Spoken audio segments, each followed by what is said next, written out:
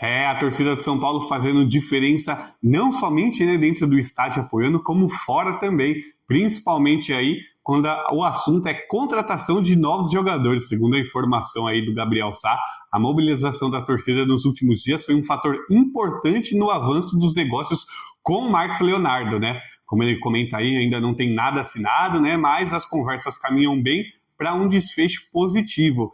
E se as conversas avançaram bem, né, e aí teve um quase acordo, né, ainda faltam alguns detalhes, isso tudo foi graças à torcida de São Paulo, pois um fator determinante, né, para o acordo avançar foi o Marcos Leonardo. O Marcos Leonardo teria aí dispensado os times como Flamengo, Palmeiras e teria optado que, caso venha para o Brasil, esse time vai ser o seu time de coração, o time de quando ele era garoto, o São Paulo. Vamos ver, né? Tomara que ele realmente chegue, porque ele vai agregar muito e vai ajudar a gente a buscar o tetracampeonato da Libertadores. Comenta aí o que vocês acham.